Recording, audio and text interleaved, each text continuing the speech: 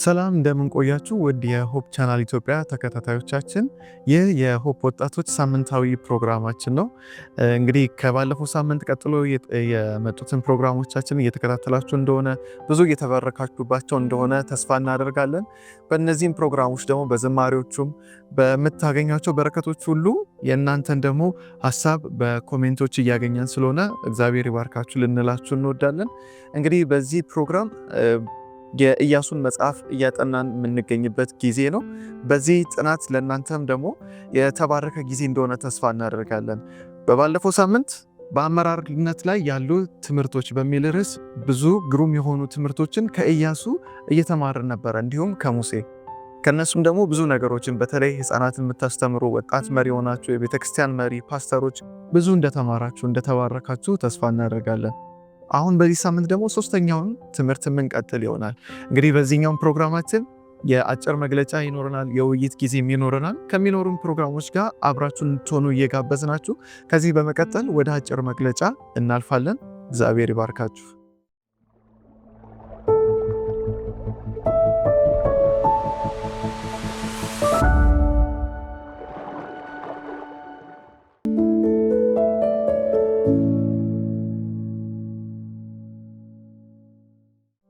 በጌታ በኢየሱስ ክርስቶስ ስም ሰላም እላችኋለሁ። እንደምን አላችሁ? ክብር ለእግዚአብሔር ይሁን። እንግዲህ ዛሬ የምንወያይበት ዋና መሪ ሐሳባችን የሽግግር ጊዜ የሚል ይሆናል። እንግዲህ በጉዳዩ ላይ አጭር ትንሽ ገለጻ አድርጋለሁ። ከዛ በመቀጠል ደግሞ ሌሎች ወንድሞችና እህቶች በርዕሰ ጉዳዩ ላይ ሰፋ ያለና ጠለቅ ያለ ውይይት ያደርጋሉ። እንግዲህ ምዕራፍ 1 ነው በዚህ ሐሳብ ላይ የምንመለከተው። ጊዜው በጣም ወሳኝ ጊዜ ነበር። እስራኤላውያን 40 ዓመት የምድረ በዳው ጉዞ ጨርሰው አሁን ላይ ግን በጣም ከባድና አስከፊ የሆነ ተግዳሮት ገጥሟቸዋል። ከስካሁኑ በበለጠ ከ40 ዓመት የበለጠ ግድድሮች ከፊታቸው አለ። አላሳልፍ ብሎ በፊታቸው በክረምት ወላት እስከ አፉ ድረስ ጢም ብሎ የሞላው ዮርዳኖስ፣ ከዛም በኋላ የተመሸጉ ከተሞች፣ ከዛም ባለፈ ደግሞ የነሱን የጉዞና አመጣጣቸውን የአምላካቸውን ክንድ ሰምተው ከፍርሃታቸው የተነሳ በብዙ ኃይል ራሳቸውን ያደራጁ ወታደራዊ ኃይላት እና ኃያላን ነገስታት ከፊታቸው ተደቅነውባቸው ነበር እና በዚህ ወሳኝና አውጢ ሰዓት ነበር ታላቁ መሪያቸው ሙሴ በሞት የተለያቸው። ነገሩን ያከበደው የሙሴ ሞት ነበር። ስለዚህ አሁን ላይ ትልቁ ጥያቄ ምንድነው? በህዝቡም ሆነ በኢያሱ ልብ ውስጥ ትልቅ ፍርሃት አድሮ ነበር። የመጀመሪያው ማን ነው ይህንን ህዝብ በተለይ ደግሞ ይህንን አስቸጋሪ ህዝብ እየመራ የተስፋይቱ ምድር ሊያወርሳቸው የሚችለው የሚለው የመጀመሪያው ጥያቄ ነበር። ማንስ ደግሞ አንተ መርተህ ታስገባቸዋለህ ይህንን ህዝብ ቢባል ሲያሻው ላልወገርህ ሲፈልግ ደግሞ ካልገደልሁ ብሎ ቁም ስቅል የሚያሳየን አይደለም ለሰው ለእግዚአብሔር የሚያስቸግርን እንዲህ አይነት ልበደንዳና አጉረምራሚ ህዝብ እኔ እመራለሁ አሜን ብሎ ጥሪውን ሊቀበል የሚችል ማን አለ የሚለው ጭንቀት በብዙዎች ልብና ፍርሃት ውስጥ ነበር። ታዲያ በዚህ ጊዜ ነበር ሙሴ ኢያሱን እንደዚህ አለው። ሙሴም ኢያሱን ጠርቶ በእስራኤል ሁሉ ፊት አንተ ከዚህ ህዝብ ጋር እግዚአብሔር ለአባቶቻቸው እንዲሰጥ ወደ ማለላቸው ምድር ትገባለህ፣ እርሷንም ለእነርሱ ታወርሳለህና ጽና፣ አይዞህ፣ በፊትህም የሚሄድ እርሱ እግዚአብሔር ነው፣ ከአንተ ጋር ይሆናል፣ አይጥልህም፣ አይተውህም፣ አትፍራ፣ አትደንግጥ አለው። አሁን በአዲሱ መሪ በኢያሱም ሆነ በህዝቡም ልብ ውስጥ ፍርሃት ነበረ። ከህዝቡ በኩል በሙሴ የአመራርነት ብቃት ላይ ስጋት አድሮባቸዋል። ኢያሱም ቢሆን በመጀመሪያ ያለ መብቃት ስሜት ይሰማዋል።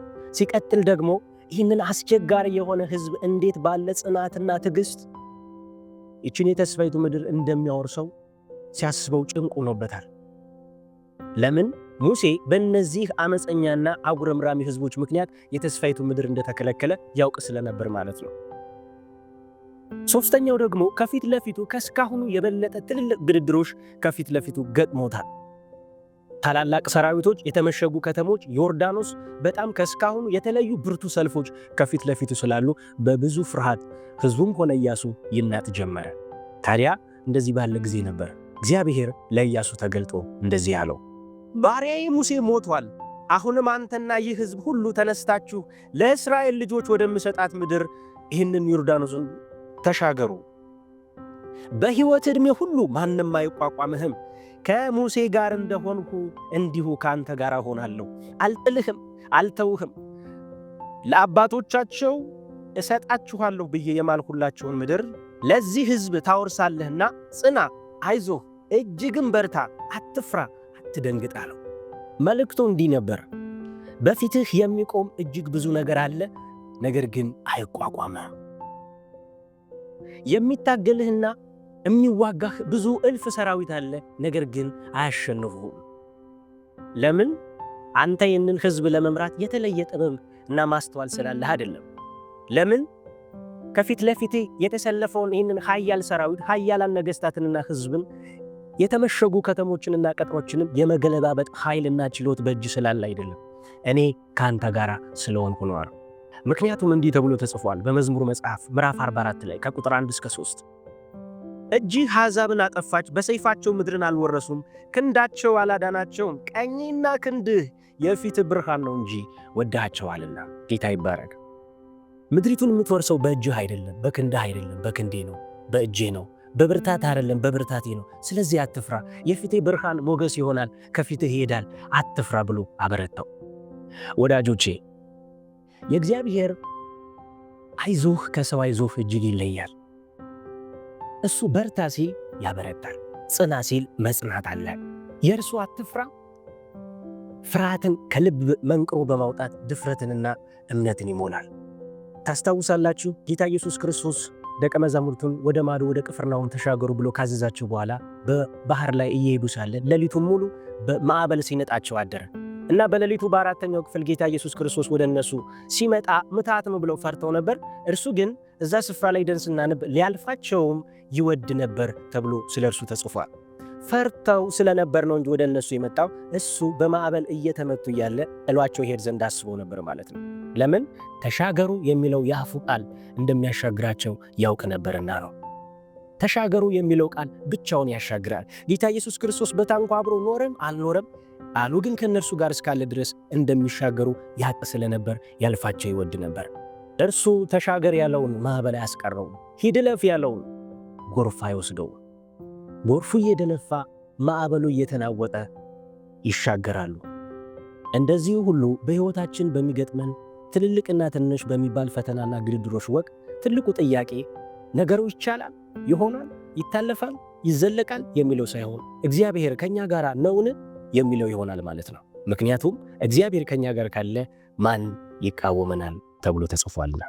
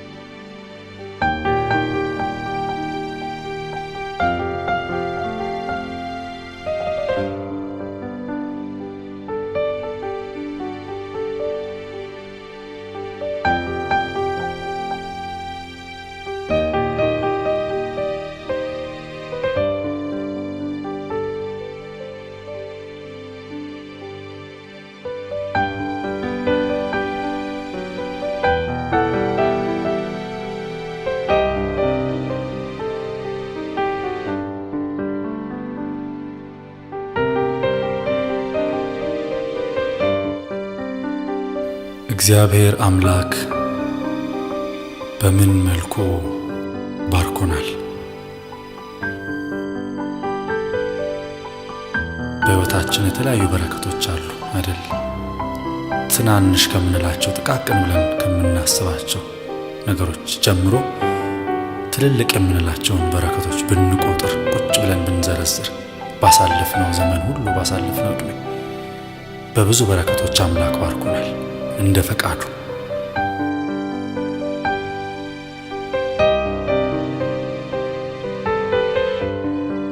አንዳንዴ ጠይቀንም ሳንጠይቅም በፈለግነው መልኩ ባልፈለግነው መልኩ እሱ ባሰበበት መልኩ ባርኮናል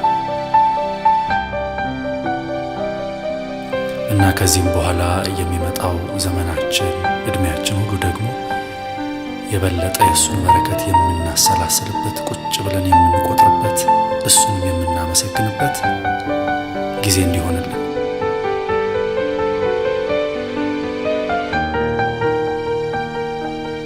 ከዚያም በላይ ደግሞ በተባረክነው ልክ ለሌሎችም በረከት መሆን የምንችልበት ዘመን እንዲሆን እመኛለሁ።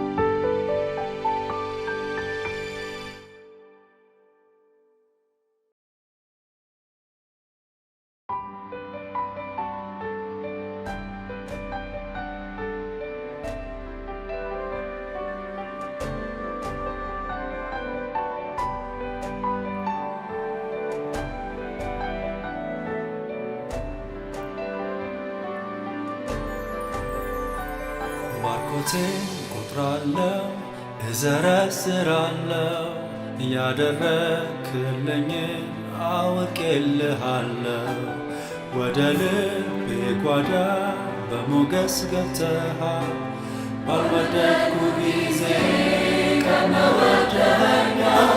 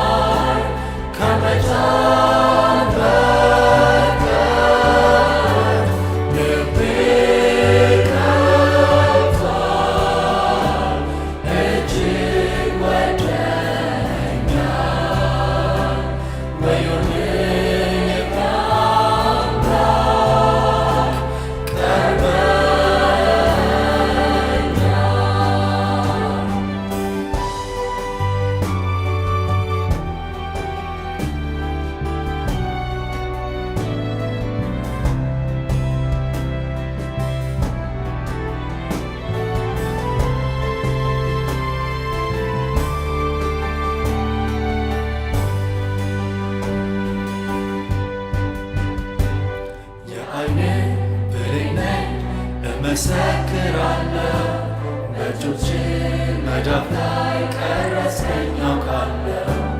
የሚደርስብኝን አንተ ታውቀዋለህ። ተሸክመኸኛል በዘላለም ክንድህ።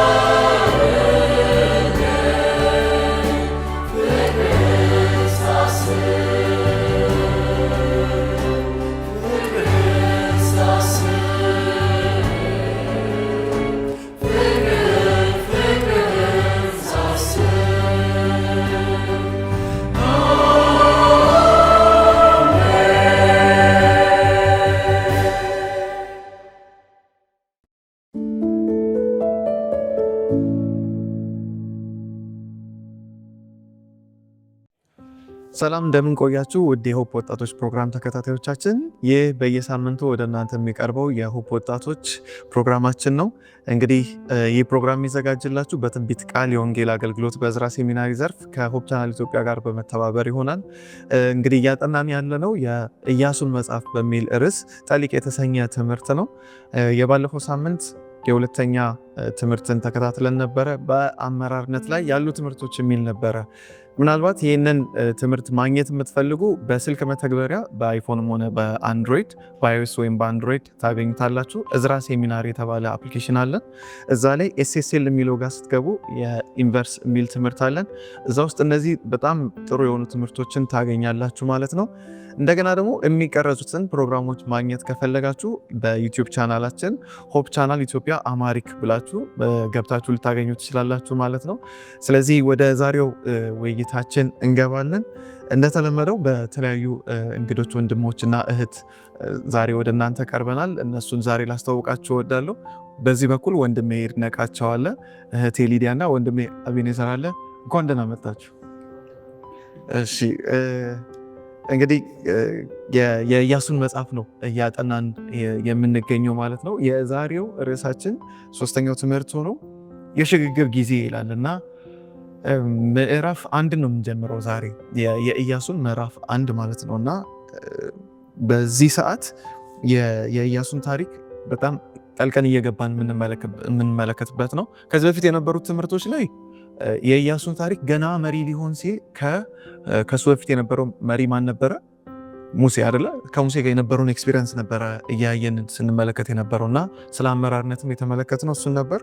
በዚህኛው የምንመለከተው ለኢያሱ የመጣለት ከባድ ጥሪ ኢያሱ ምዕራፍ 1 ቁጥር 1 ጋር ነው መጀመሪያ ታሪኩን ሄደን የምንመለከተው እና የኢያሱ ምዕራፍ 1 ቁጥር 1 ላይ እንዲህም ሆነ ይላል የእግዚአብሔር ባሪያ ሙሴ ምን ከሆነ በኋላ ይላል ከሞተ በኋላ እና እግዚአብሔር የሙሴን አገልጋይ የነዌን ልጅ ኢያሱ እንዲህ ብሎ ተናገረው፣ ባሪያዬ ሙሴ ሞቷል ብሎ ይነግሯልና ለሙሴ በጣም ከባድ ጊዜ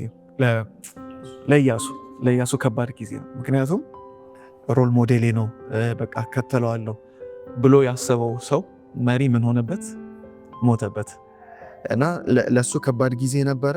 ነገር ግን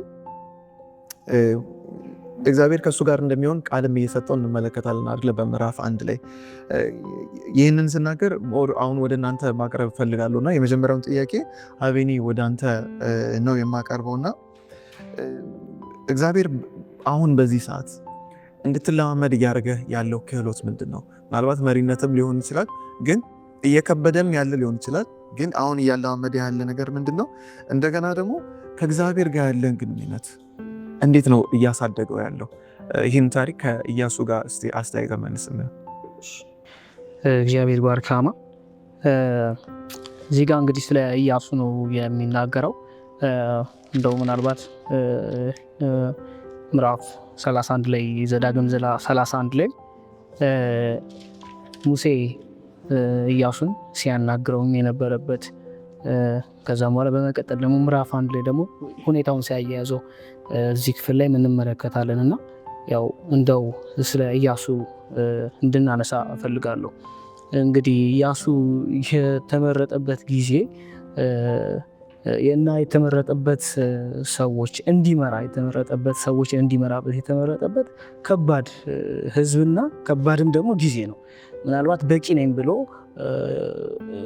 ደፋር ነኝ ብሎ የሚልበት ሰዓት አልነበረም። ከዛም ሙሴ መጀመሪያ ይነግረው ነበረ፣ በቃ እግዚአብሔር ከአንተ ጋር ነው፣ ያበረታሃል፣ አይዞህ እያለ ያጽናናው ነበር ሙሴን እና ምክንያቱም እየፈራበትን ደግሞ ፍርሃቱን ደግሞ ስንመለከተው እስራኤል ምን ያህል አመፀኛ ህዝብ እንደነበረ ያውቃል። ምክንያቱም አመፀኝነታቸው የሚጀምረው ገና ከግብፅ እንደወጡ ትንሽ እንደሄዱ ከፊታቸው በቃ በእልልታ እንደው እየዘመሩ እያመሰገኑ እየሄዱ ሊሆን ይችላል። ነገር ግን ከፊታቸው ለነሱ ከባድ የሆነ ነገር ነበር የገጠማቸው። ቀይ ባህር ለነሱ ሊከፈል አያውቁትም እንኳን ሊከፈል ወይ መርከብ ምናምን ሊያስቡ ይችላሉ በኋላ እና ነገር ለነሱ ከባድ ጊዜ ነበር። ማጉረምረማቸው በዛን ጊዜ ነው የጀመረው እና ኢያሱ በዛ ውስጥ ያይ ነበረ ብዙ ነገሮችን። እንዲሁም አመፀኛ የሆኑን ህዝቡን እንደሚያው ደግሞ ብርቱ የሆነውን ደግሞ ሙሴንም ያይ ነበር። በዛ ውስጥ መሪነትንም በዛ ውስጥ ደግሞ እንግዲህ እግዚአብሔር እያዘጋጀው ነው ብዬ አስባለሁ ኢያሱን። እንዲሁም ከኢያሱም ጋር ደግሞ የነበረም ደግሞ አለው ካሌብም አይደለ እንደውም ተልከው እንደውም ከናን ከመግባታቸው በፊት እንደው ሄደው እንዲሰልሉ ልከው ሌሎቹ 10 ምን ያዩት ነገር አስፈሪ ነው። ፈርተው ምናምን ነገር እንትን ሲሉ አረ እግዚአብሔር ከኛ ጋር ነው ኢያሱና ካሌብ እንደ እንጀራ ጠቅልለን እንጎርሳለን ይህም ለእግዚአብሔር ቀላል ነው ብሎ በዛ እምነት የተመለሱ ሰዎች ናቸውና እናታቸው እዛ ጋር ይዘምራሉ እና እንግዲህ ኢያሱን በዚህ እያደረገ እግዚአብሔር ከሙሴ ጋር ባለው ቅርብርብ ሌላም ደግሞ እንደውም በጦርነት መሃል ሙሴም ሲደክም እጁን እየደገፉ እየረቱ በእንትን ይሄዱ ነበርና እግዚአብሔር በዛ ውስጥ ኢያሱን እያዘጋጀው ነበር። ኢያሱ ይወቅም አይወቅም በዛ ውስጥ እግዚአብሔር ስራውን እየሰራ ነበር፣ ለመሪነት እያዘጋጀው ነበርና የኢያሱ አመጣጥ ይሄ ነው። በጣም የሚገርመኝ ሙሴ እንግዲህ ኢያሱን ከነገረው ከመከረው በኋላ እግዚአብሔር ካንተ ጋር ነው እንትን ካለ በኋላ ምን ይለዋል? ኢያሱ ምዕራፍ 1 ላይ ደግሞ እግዚአብሔር ቀጥታ መጥቶ ኢያሱን ኮሚኒኬት ሲያደርገው ደግሞ እንመለከታለን። ይሄ መታደል ነው። እንግዲህ የተጠራበት ዓላማ ደግሞ ምን ያህል ደግሞ ጥልቅና ከባድ እንደሆነ እንመለከታለን። እንዲሁም ደግሞ ሊሆን የሚችለው ደግሞ ምናልባት ኢያሱ እንዴት ቻለው ይህን ህዝብ ብሎ ስለ ሙሴ በጣም ተጨንቆ ሊሆን ይችላል። እንዴት እንዲያጉረመርሙ የሰውዬ ሊጨርሰው ነው ያን ሁሉ ህዝብ ሲያጉረመርምበት እንዴት ቻለው? ብዙ ጥያቄዎች ሊኖሩ ይችላል። ሚስጥሩ ለካ እግዚአብሔር ጋር ነው። ልዩነቱ እግዚአብሔር ሲኖር እውነት የእግዚአብሔር መገኘት ነው የሚለውን መልስ የሚያገኝ ይመስለኛል። እና እዚህም ላይ ሲያጽናናው እንመለከታለን። ወደ ቁጥር 6 ላይ 4 5 ላይ በርታ እኔ ከአንተ ጋር ነኝ። ሙሴ እንደው የሚለው ነበር እግዚአብሔር ከአንተ ጋር ነው ይሆናል፣ አይዞ እንዳትፈራ ነበር የሚለው። ግን የሚያበረታው እግዚአብሔር ራሱ መጥቶ ደግሞ አይዞ ጽና፣ በርታ እኔ ከአንተ ጋር ነኝ እያለ ሙሴን ሲያበረታው ሲያጽናናው እንመለከታለን። እና እንግዲህ ዘካርያስ 4:6 ሁሉ ጊዜ የምንላት ጥቅስ አለ፣ በኃይል በብርታት ሳይሆን በመንፈስ እንጂ የሚለውን ጥቅስ አለ። በጣም የሚያስገርመኝ ጥቅስ ነው። የእግዚአብሔር ስራ እንምራም ምንም እናድርግም ሁሉ ነገር ሊሰራ የሚችለው በእግዚአብሔር መንፈስና መንፈስ ብቻ ነው። ይህንን መጽሐፍ ቅዱስ ይነግረናል። የተሰጠንም ደግሞ ኃይል ደግሞ የምንሰራበት ኃይል መንፈስ ቅዱስ ነው እና ሙሴ እዚህ ጋር ከእግዚአብሔር ጋር ኢያሱ ከእግዚአብሔር ጋር ኮሚኒኬት እያደረገ እንመለከታለን። ወደ እኔ ህይወት ደግሞ ሳመጣው መሪነት ያው እድሜ ገና ስለሆነ ልጅ ስለሆንኩኝ ጥሩ ልጅ ያን ያህል እንደዚህ ሊደርሺፕ ላይ እንትን ሮል የለኝም። ግን አንዳንድ ያው ከቸርቻችን ላይ ካለው ከልጆች ጋር ካለን ግንኙነት በዛ ውስጥ እግዚአብሔር ብዙ እያስተማረኝ ያለ ነገር አለ። ከዛ አብልጦ ግን እኔ እግዚአብሔር ለእኔ አስተምሮኛል ብዬ የማስበው መጽሐፍ ቅዱስ ምሳሌ ላይ እንደሚናገረው ሀገርን ከሚመራ ይልቅ ራሱን አይደለ ወደ ራስ ትኩረት ያደርጋል መጽሐፍ ቅዱስና እግዚአብሔር በዛ ውስጥ እያስተማረኝ ነው። ብዙ ነገር ለእኔ ህይወቴ ላይ እያስተማረኝ ነው ብዬ አስባለሁ። በመንፈሳዊ ህይወቴ በምን አይነት አቅጣጫ መሄድ እንዳለብኝ ያው እንግዲህ ሁላችንም ስጋ ለባሾች ነን። መድከም፣ መውደቅ፣ መነሳቶች አሉ። በዛ ውስጥም ግን እግዚአብሔር መሪነቱን እኔ እያስተማረኝ እያጽናናኝ አለው። አንዳንዴ ስንደክም አይዞህ በርታ፣ እንደ ኢያሱ ጽና፣ እኔ ከአንተ ጋር ነኝ።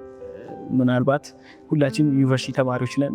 ያኔ ለብቻ ህይወትና እኛ ፐርሰናሊ ፌስ ከቤተሰብ ወጣ ብለን እንትን የምንልበት በብዙ እንፈተናል። በጓደኛ ምናልባት አንዳንድ ይህን ብር አንሶ ምናልባት ሊሆን ይችላል። በእንደዛ አማራጫችን እንደሚደርስልን ሰው ብናጣ እኔ ያለፍኩበት እንደዛ ነው። ወደ እግዚአብሔር ነው እንድጮህ ውስጤ ቶሎ እንትን የሚለኝ እና በዛ ውስጥ ደግሞ የእግዚአብሔርን ማጽናናትንም አለው ከአንተ ጋር ነኝ አይዞህ እያለ ያበረታኝንም ጊዜ በብዙ የተጨነቁባቸውን እግዚአብሔር ያሻገረኝ ጊዜውንም አስታውሳለሁኝ እና በዚህ በኩል በራሴን መሪነቱን በራሴን እግዚአብሔር በዛ አሳይቶኛል ብዬ አስባለሁ። እና ቸርቾች ላይ የተወሰኑ ኃላፊነቶች አሉ። እኔ ብዙም ኃላፊነት ባይኖርብኝም ሚሮቹ አላቸው ማለት ነው። ከኔ በተሻለ እነሱ ኃላፊነት አለባቸው። ከታዳጊ ልጆች ጋር ባለን ግንኙነት በዛ ውስጥም እግዚአብሔር ያስተማረኝ ነገር አለ። ልጆችን ስንመራ ስንመክርም ሊሆን ይችላል። እንግዲህ የአሁን ትውልድ ከባድ ስለሆነ እንደውም ፈጠን ያለም ትውልድ ስለሆነ ምናልባት ትንሽ በለጥ ብለን መገኘት አለብን ብዬ አስባለሁ።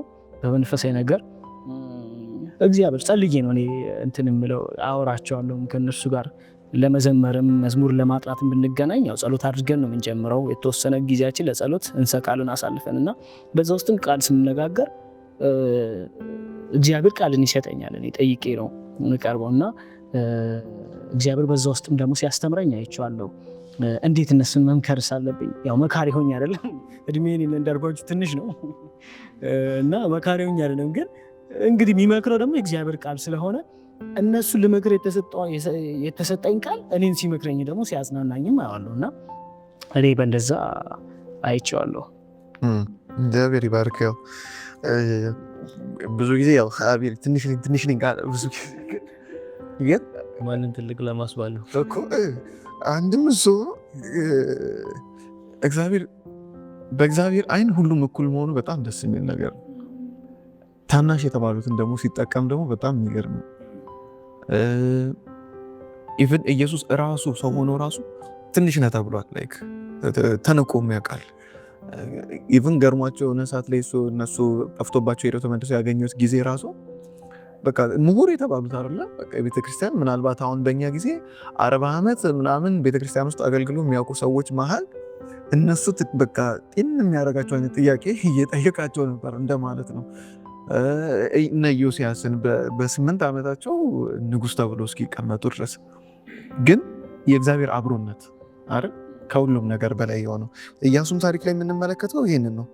በቃ ቢፈራ ትንሽ ቢደነግጥ ይመስለኛል እግዚአብሔር ራሱ አይዞህ ሊለው እንትን የቀረበው። ምክንያቱም ያልፈራን ሰው ደፋር የሆነን ሰው አይዞህ በርታ ጥሩ ማን ነው የሚለው ነገር ግን ኢያሱ ወደዚህ ደረጃ ሲደርስ ትንሽ እየፈራም ይመስለኛል ይህንን ሲያገኝ። ግን የእግዚአብሔር አብሮነት ከሁሉ ይበልጣል እና እሱ እያበረታው እንመለከታለን። እግዚአብሔር ይባርክ። በዚህ አጋጣሚ ትናንት አንድ ፕሮግራም ላይ አንድ እህት ስለ ፍርሃት አነሳችልኝ እና በጣም ገረመኝ። አርብ ምሽት ይመስለኛል ከፕሮግራም በኋላ ስለ አንድ ፕሮግራም ጸሎት እንድናደርግ አንድ አገልጋይ ምን አለኝ መሰል አለችኝ፣ ፍርሃት ጥሩ ነው አለችኝ፣ ከድፍረት ይልቅ ፍርሃት ጥሩ ነው አለችኝ። እና ምናልባት መጽሐፍ ቅዱስን ስንመለከት ሙሴ የመጀመሪያውን ጥሪ ስንመለከት እግዚአብሔር ሕዝቤን ነጻ ታወጣልኛለህ ብሎ ሲለው የተነሳው በራሱ ኃይል ግብጽ ባስታጠቀችው ጦር መሳሪያ መክቶ በሻሙላ ምናምን ነገር መስሎት ነበረ።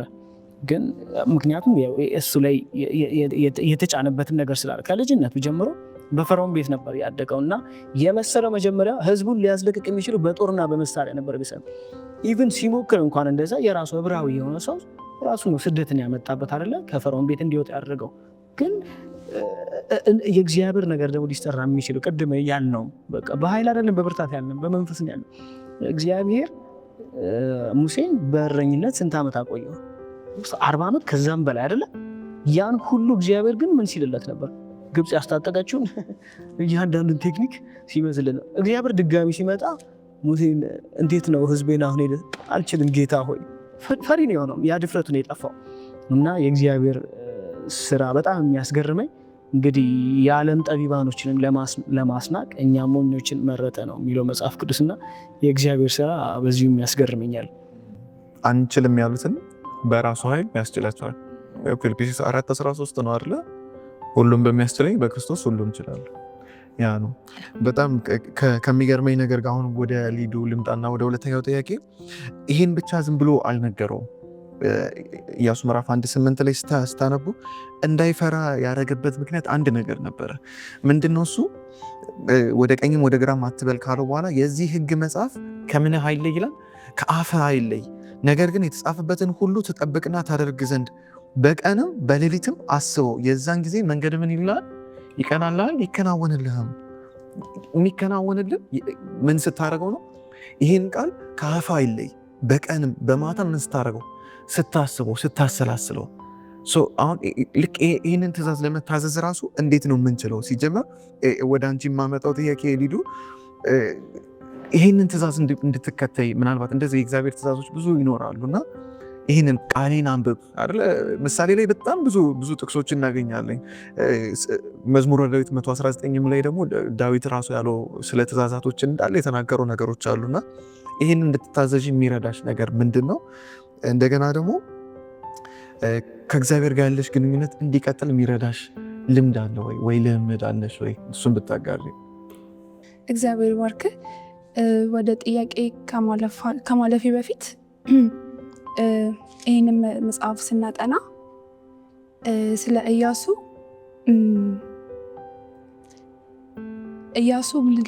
ዋናው ፖይንቱ እምነት ላይ ነው የሚያተኩረው እና ኢያሱ ያውቅ ነበር ምን አይነት ህዝብ እንደሚመራ ያውቃል። ማለት በቃ አመፀኛ ናቸው፣ በቃ ለምንም ነገር የማይመቹ ህዝብ ነበሩና ያውቃል። ይህንን በደንብ አድርጎ ያውቃል። ምክንያቱም እሱም አንዱ ነበረ በፊት እዛ ህዝብ ውስጥ መካከል አንዱ ነበር ኢያሱና ምን አይነት ህዝብ እንደሚመራ ያውቅ ነበረ እና እግዚአብሔር ያንን ነገር ውጣና ህዝቤን ምራ ብሎ ሲሰጠው እንዴት ነው በሰውኛ እኮ ይቻልም አይደል? ማለት እንደዚህ ያ ሰው እንደዚህ ያደረገ ከነዛ ሰዎች ጋር እንደዛ እየዋለ እንዴት አድርጎ ሊመራ ይችላል?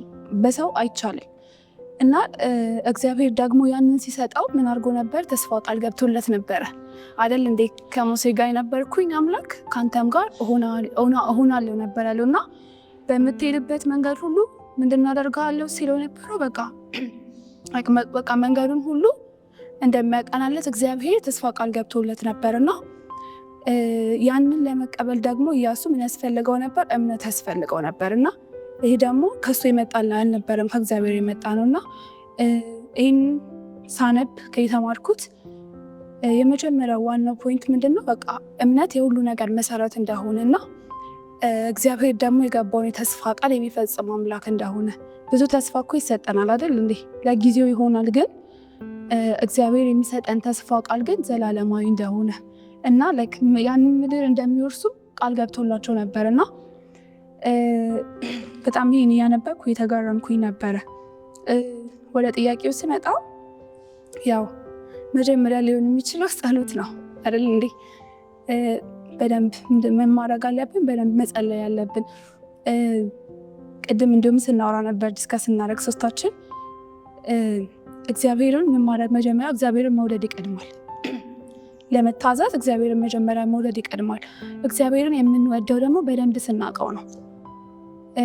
እንዲሁ ወይ በትዳር ወይ በሪሌሽንሺፕ ስናመጣ የሆነ ሰው አይቼው ልወደው እችላለሁ፣ ግን አሁን ያንን ሰው ዝም ብዬ አየሁትና ወደድኩት። ግን ደግሞ ስለዛ ሰው በደንብ ለማወቅ ደግሞ ያንን ሰው ቀርቤ አካባቢው ላይ ያሉትን ነገሮች ማየት አለብኝ። ያንን ሰው እንትን ማለት አለብኝ። እግዚአብሔርንም አንድ አማኝ ያልሆነ ሰው እንኳን ብናመጣ እግዚአብሔር እኮ አድኖሃል፣ ኢየሱስ ይወዳል ስንለው ስላዳነው ብቻ ሊከተለው ይችላል እወደዋለሁ ብሎ።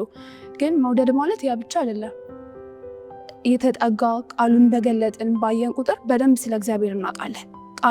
ቃሉን እያነበብን ደግሞ እያወቅን እግዚአብሔርን አለመውደድ አይቻልም። ግን በደንብ እናውቀዋለን፣ በቃ እዚህ ውስጥ እናገኘዋለን። እና እግዚአብሔርን ስንወደው ደግሞ በቃ እንታዘዛለን። አለመታዘዝ አይቻልም። ሲቀጥል ደግሞ እምነት በደንብ ያስፈልጋል። እምነት ደግሞ ምንድነው? ቃል ውስጥ ነው የምናገኘው፣ በመስማት ቃሉን ስንመረምር የዛኔ በደንብ እምነት ይኖረናል። እምነት ስናገኝ ደግሞ በቃ የተስፋውን ብርሃን ነው የምንይዘው ማለት ነው። ውጤቱ እሱ ነው እና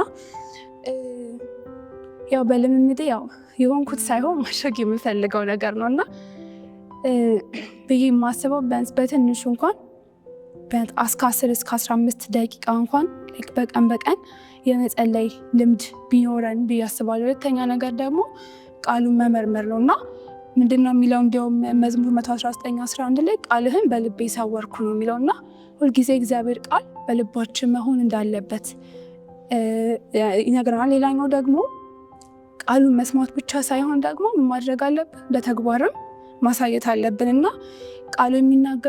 ቃሉ የሚናገረውን አድርጉ እንጂ ምን አትሁን ይላል፣ ሰሚዎች አትሁን ይላል። መስማት ብቻ ምን አያድንም። እግዚአብሔርን ቃል የሚናገረውን አትስረቅ ከሆነ ሰማሁኝ አትስረቅ በቃ ይላል ሳይሆን አለመስረቅን ያንን ቃል ማድረግ አለብኝ ማለት ነው። ሌላኛው ደግሞ ሰልፍ ኤግዛሚኔሽን የምንለው አለ። ቃሉን ሰማሁኝ፣ ጸሎት ጸለይኩኝ፣ አመንኩት፣ ራሴ ደግሞ ያለሁት ምን ላይ ነው የሚለውን ደግሞ መርምሩ፣ ራሳችሁን ፈትኑ ይላል አይደለ እንዴ? ራሳችንን እንዴት ነው ምን ላይ ነው ያለሁት? አሁን በፊት ከነበርኩበት አቋሜ አሁን ላይ የቱ ጋር ነው ያለሁት የሚለውን ነገር ደግሞ ራሳችንን በደንብ መመርመር አለብን። በቃሉ ራሳችንን በደንብ መፈተን አለብን። ሌላው የመጨረሻው የማስበው ይሄ ሁሉ ሲሆን ደግሞ በራሳችን ብቻ አይሆንም፣ መንፈስ ቅዱስ ይመራናል አይደለ?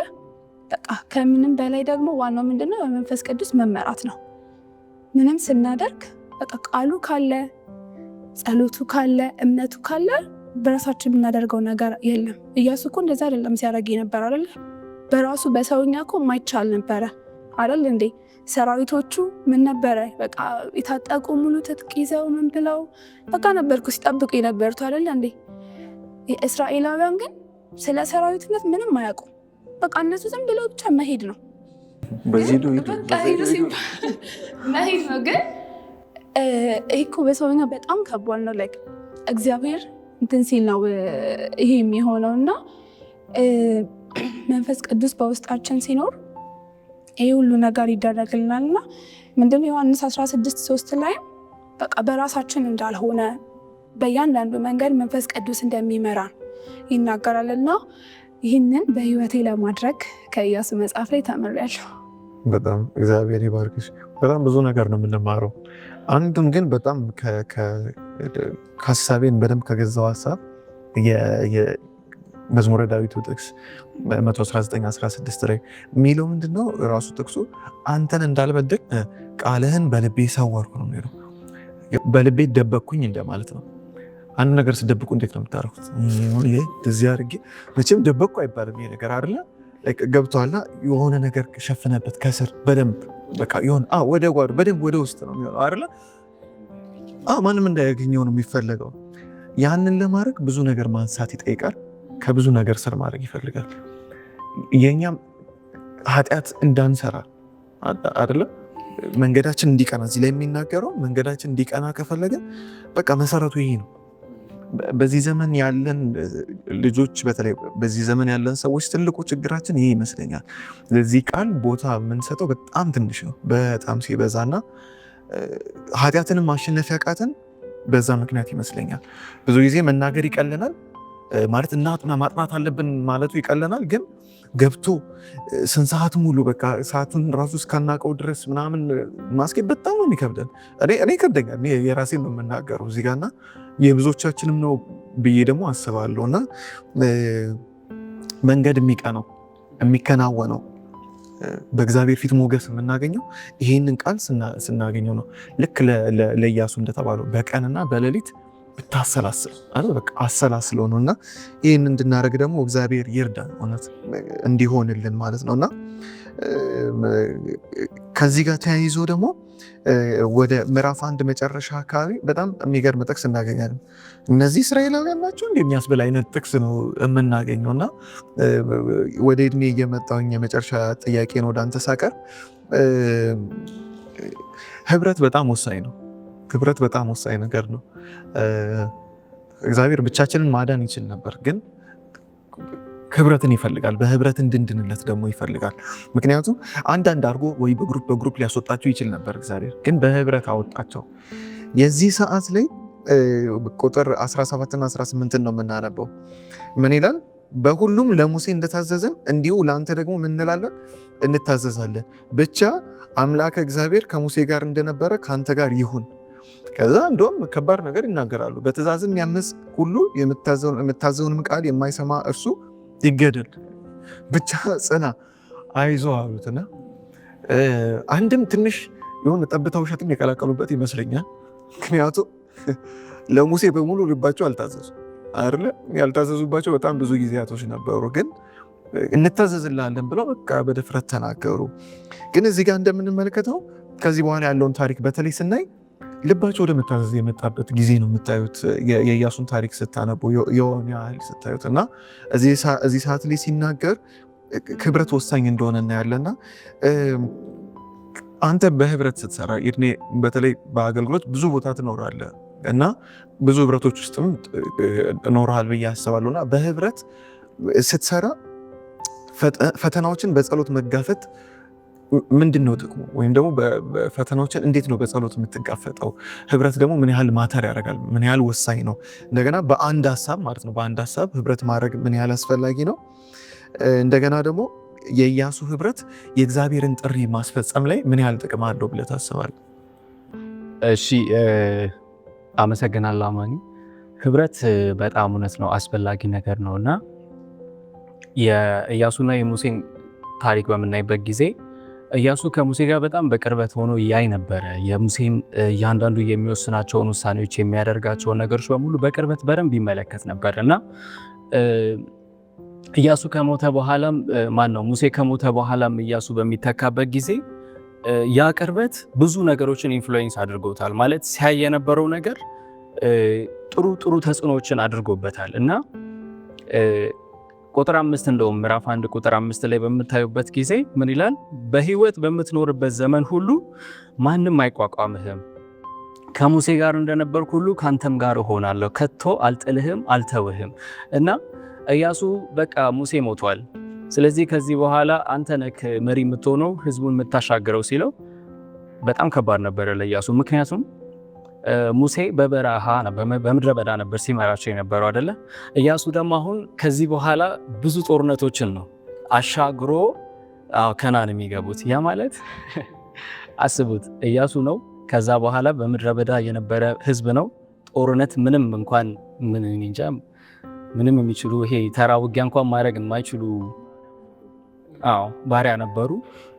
ደግሞ ሄደው የሚጋጠሙት ደግሞ በጣም የጦርነት ልምድ ካላቸው በጣም ከታጠቁ ምናምን ነውና በቃ አንተነ ህዝብ የምትመራው አንተነ የምታስገባቸው ሲባል በጣም የሚያስደነግጥ ነው። በቃ እና ተሳስተሃል ምናምን የሚያስብልም ነው። ግን ኢያሱ እቺ ጥቅስ ያበረታችሁ ይመስለኛል። ያን ፍርሃቱን ሁሉ እየተወለት ይመስለኛል። ምክንያቱም ምንድነው ያለው? በህይወት በምትኖርበት ዘመን ሁሉ ማንም አይቋቋምህም፣ ከሙሴ ጋር እንደነበርኩ የሚለው በጣም ጥሩ ሞቲቬሽን የሚሆን ይመስለኛል። ምክንያቱም ሙሴ ምን ሲያደርግ እንደነበር አይቷል። እያንዳንዱን ችግሮች እያንዳንዱን አመጾች እንዴት ሲያልፋቸው እንደነበር አይቷል። ከሙሴ ጋር ሙሴ እንዴት አድርጎ አልፏቸው እነዛን ህዝቡን ሲያሻገር አይቷል።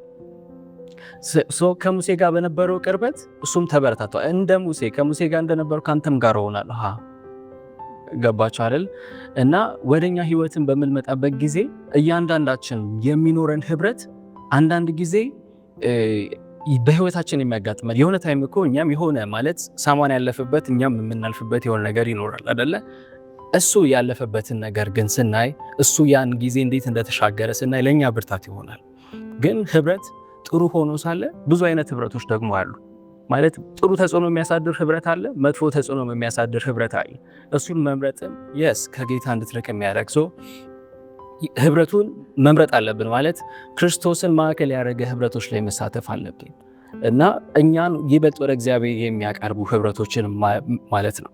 እና ብዙ አይነት ፈተናዎች ያጋጥማሉ። በተለይ ደግሞ ክርስቲያን ስትሆን አይደለ የተለያዩ አይነት ፈተናዎች የዓለማዊ ፈተናን ተወውና በቸርች ውስጥ እንኳን እንደዚህ አንድ ላይ በህብረት አንድ ነገር ተመሳሳይ ነገር መንፈሳዊ ነገር ለማድረግ ተነስተክ ብዙ አይነት ሐሳብ ይመጣል። አለመግባባቶች ይመጣሉ፣ በቃ መረባበሽ ይኖራል ምናምን እና በእንደዚህ አይነት ሁኔታ ውስጥ ጸሎት በጣም አስፈላጊ ነገር ነው እና እኛ ብዙ ነገሮችን እንደውም ያለፍንበት ያው ከነሱም ጋር ብዙ ነገሮችን ካንተም ጋር አሜንዜማም ብቻ በተለያዩ ነገሮች የሚያጋጥሙ ነገሮችን አስተውላችሁ ከሆነ የምናልፉ በጸሎት ነው አይደል? አንድ ላይ ስንጸልይ ልባችንን መንፈስ ቅዱስ አንድ ያደርግልናል እና መንፈስ ቅዱስ የኛን ሐሳብ አስወጥቶ የሱን ሐሳብ ነው ለሁላችን የሚሰጠን እና ሁላችን የተለያየ ሐሳብ ኖሮን አንድ ሐሳብ ያደርግልናል እና ህብረት ለቤተ ክርስቲያን በጣም አስፈላጊ፣ ለወጣቶች በጣም አስፈላጊ። ብቻችንን ምንም የትም አንደርስም እና ምንድነው እንደውም ቶሎ ለመድረስ ብቻ እንሂድ፣ ግን በጣም ርቀት ለመጓዝ ደግሞ በህብረት ሂድ ይባላል አይደለ? በህብረት በምንጓዝበት ጊዜ ሁሌ ሞቲቬሽናችን ትኩስ ነው የሚሆነው። እኛ ስንደክም ሳሙዋን ብርቱ ነው። የሱ ብርታት እኛን ሞቲቬት ያደርገናል፣ ያበረታናል እና ብዙም ያስኬደናል እና በዚህ ምድር ላይ በምንኖርበት ጊዜ ደግሞ ያው እንደምታውቁት ብዙ አይነት ተጽዕኖዎች፣ ፈተናዎች ስላሉ የክርስትናን ህይወት ለመኖር፣ ለመጠንከር፣ ለመበርታት ግለታችን ሳይቀንስ ሁል ጊዜ በትጋት ለመቀጠል ህብረት ያስፈልገናል። እግዚአብሔር ይባርክ። ህብረቶች ሰዎችን የማይጠግኑ ከሆኑ እግዚአብሔር የለባቸው። ሰውን ወደ እግዚአብሔር የማያቀርብ ከሆነ ፌሎሺፕ ማለት አይቻልም። ምን እያልኩ ነው? አሁን በተለይ ቤቶቻችን ላይ ያሉ ህብረቶች እንድናይ ነው። አሁን ለምሳሌ ይሄ ግሩፕ ነው በል፣ እዚህ ግሩፕ ውስጥ ገብቼ ከእግዚአብሔር ይልቅ እናንተን ሞርማ ከሆነ ትክክለኛ ግሩፕ አይደለም፣ ወይም ትክክለኛ ህብረት አይደለም። ይህ ህብረት ሊመራ የሚገባው ማንን ወደ ማወቅ ነው? በቃ እሱን ወደ ማወቅ አይደለ? እሱን ወደ ማሳየት መሆን አለበትና እንደው እግዚአብሔር ረድቶን ህብረቶቻችን ሁሉ እንደዚህ በሆኑልን፣ እግዚአብሔር የሚያሳዩ በሆኑልን እና በጣም የሚያሳዝነው ነገር ምንድነው? ህብረታችን እግዚአብሔርን ከማሳየት ይልቅ እርስ በርሳችን ጓዳችንን ከማሳየታቸው የተነሳ ብዙ አብረውን የነበሩ ሰዎች ከኛ ጋር የሉም እና የብዙ ሰዎች መጥፊያ ምክንያት ሆነናል። ነገር ግን እግዚአብሔርን ብለን ልክ እዚህ ጋር እንደምናያቸው እንደ እስራኤላውያን ህዝብ በቃ እግዚአብሔር ካዘዘን እሱ እንደሚለው እንሆናለን ብለን በህብረት ወደ እግዚአብሔር የምንቀርብ አይነት ሰዎች ብንሆን ግን አምናለሁ እጥፍ እጥፍ ሆነን እንበዛ ነበር። ምክንያቱም ዓላማችን እግዚአብሔር ብቻ ነው፣ ሌላ አይሆንም ነበርና እንደዛ አይነት ህይወት ይስጠን እግዚአብሔር። እንደዛ አይነት ህብረቶችን ደግሞ ያብዛልን በየቤተ ክርስቲያኑ። እንደዛ አይነት ህብረቶች መጥተው ለጎረቤት ለሀገር ሁሉ የሚጠቅም ይሆናልና በእውነት እግዚአብሔር ይባርክ ይድኔ። ይህንን ትምህርት ስናጠቃልን አንድ ነገር መማር እንችላለን። እግዚአብሔር ከኛ ጋር በቃ አንድ ሰው አንድ ቴክስት ላከልኝ ባለፈው ሳምንት ውስጥ ምንድነው የሚለው? የእግዚአብሔር ካንተ ጋር መሆን በአንተ ሁኔታ ላይ መሰረት። ለምንድነው ይሄን ያለው? የጊዲዮን ታሪክ ላይ ህዝቡ ለጦርነት ሊወጣ በጣም በፍርሃት በነበረበት ሰዓት ላይ ጌዲዮን የተባለው ዋናው ሰው አለ የሚባለው ሰው በወይን መጥነቂያ ውስጥ እህልን ሲወቃ የተገኘ። ከዛ በኋላ ደግሞ ያለው ነገር እኮ ነው፣ አንተ ብርቱ ጦረኛ። ምክንያቱም በዛ ልክ አያውቀውም። ማንን ነው የሚል አይመስለን፣ እኔን ነው የሚል ነው የሚመስለኝ። ግን እዛው አጠገቡ አንተ ብርቱ ጦረኛ ሰው አለና፣ አንተ ብርቱ ጦረኛ ሰው የተባልከው በምን ምክንያት ነው?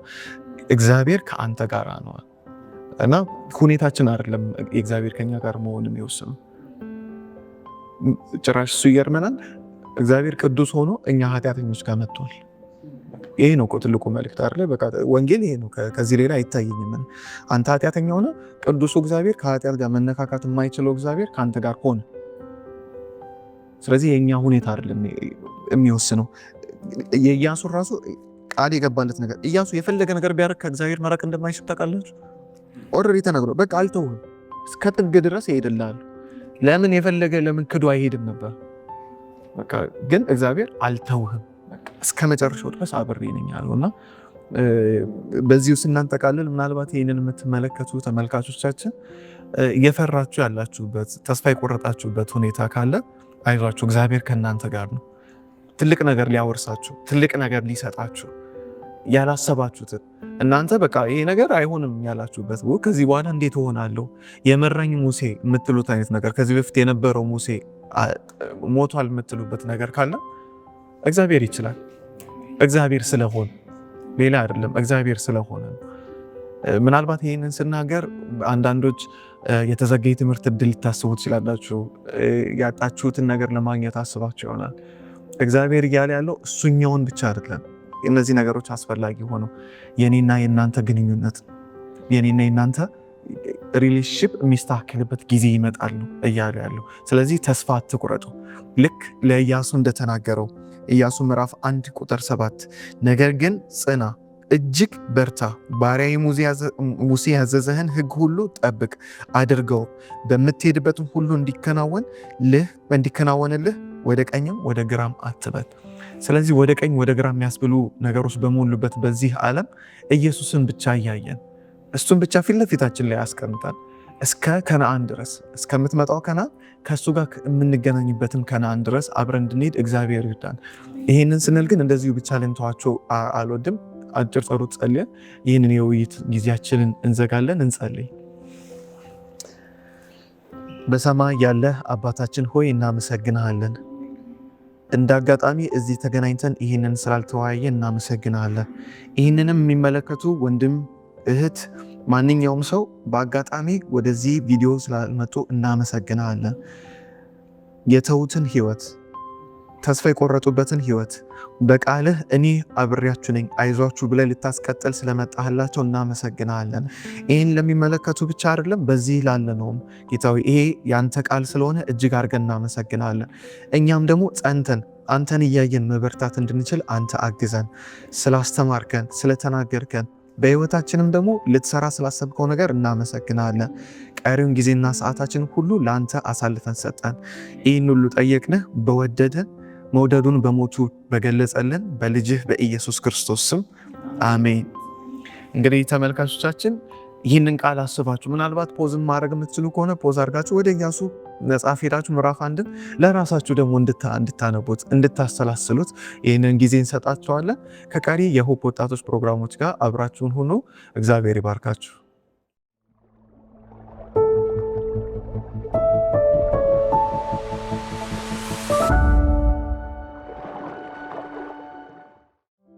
እንግዲህ በነበረን ቆይታ ከኛ ጋር ስለነበራችሁ እግዚአብሔር ይባርካችሁ። ብዙ እንደተማራችሁ አሁንም ደግሞ ከእግዚአብሔር ቃል እግዚአብሔርን ራሱን ኢየሱስን ራሱን ስላያችሁ የእግዚአብሔር ስም የተመሰገነ ይሁን። በዚህ በሽግግር ጊዜ ኢያሱ የገጠመውን ፈተና እንዲሁም ደግሞ ከዚህ በፊት ምንም ልምድ ያልነበረው ይህ ሰው ሙሉ ህዝብ በበረሃ የመጣን ህዝብ በብዙ ኃጢአት ውስጥ ሲያልፍ የነበረን ህዝብ እንደገና ደግሞ ወደ ከነዓን ምድር ሊያገባ ሲል እግዚአብሔር የሰጠውን ምሪት በዚህ ትምህርታችን ተመልክተናል። እንግዲህ ከኢያሱ ምዕራፍ 1 እኔም ወደ መጨረሻ ሳመጣ አንድ ጥቅስ አንብበን ኢያሱ ምዕራፍ 1 ቁጥር 7 ነገር ግን ጽና፣ እጅግ በርታ፣ ባሪያዬ ሙሴ ያዘዘን ሕግ ሁሉ ጠብቅ አድርገውም፣ በምትሄድበት ሁሉ እንዲከናወንልህ ወደ ቀኝም ወደ ግራም አትበል ይላል። ምናልባት ብዙዎች እየፈራችሁ ያላችሁ፣ ብዙዎች እየደነገጣችሁ በሚሰማው በሚታየው ነገር ውስጣችሁ የተረበሸ የተሸበረ ወንድሞች እህቶች፣ ይህ ቃል ለእናንተ ትልቅ ማጽናኛ ነው። ይህ ቃል ግን በደንብ እንዲያጽናና ቁጥር 8 በጣም ወሳኝነት አለው። እሱን አንብበን በዚህ ቁጥር ላይ ጸሎት አድርገን እንጨርሳለን። እንደዚህ ይላል፣ የዚህ ሕግ መጽሐፍ ከአፍህ አይለይ፣ ነገር ግን የተጻፈበትን ሁሉ ትጠብቅና ታደርግ ዘንድ በቀንም በሌሊትም አስበው፣ የዛን ጊዜም መንገድህ ይቀናልሃል ይከናወንልህማል። እንዲከናወንላችሁ ትፈልጋላችሁ? እንዲቀናላችሁ እየጸለያችሁበት ያለ ርዕስ አለ? መልሱ ይኸው የእግዚአብሔር ቃል ነው። ብቻውን ዝማሬ ምንም አያደርግልንም። ብቻውን ጸሎትም ምንም አያደርግልንም።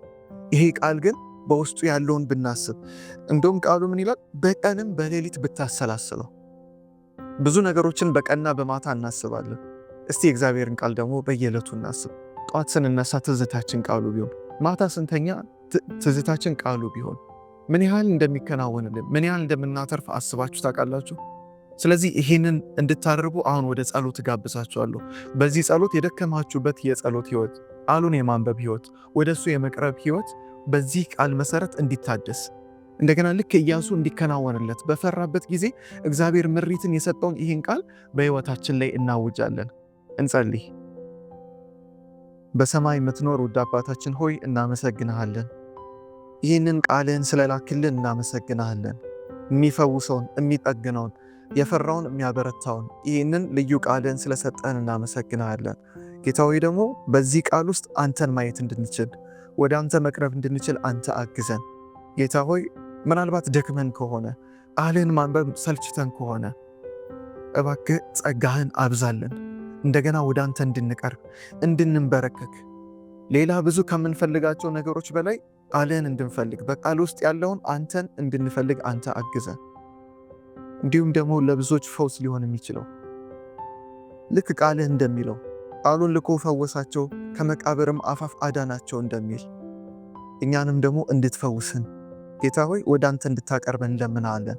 ከደረስንበት ከመቃብር አፋፍ ሰይጣን ሊውጠን ካሰበበት በኃጢአት ሊገለን ካሰበበት ከአንተ ሊለየን ካሰበበት አፋፍ እንድትመልሰን እንጸልያለን። ይህንን ስለምታደርግ እንደገና ደግሞ ወደ አንተ ቀርበን ደግሞ የምናመሰግንበትን ጊዜ ስለምትሰጠን እናመሰግናለን።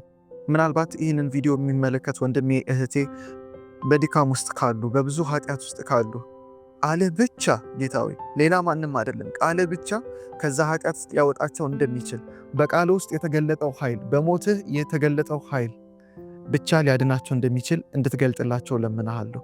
ይህንን ስለምታደርግ፣ ስለምትረዳን፣ ስለምታግዘን፣ ለመንግስት ደግሞ ካህናት ስለምታደርገን እናመሰግናለን። አሁንም ቀሪን ጊዜና ሰዓት ደግሞ ለአንተ አሳልፈን ሰጠን። ይህን ሁሉ ጠየቅንህ በወደደን በሞተልን በልጅህ በኢየሱስ ክርስቶስ ስም አሜን።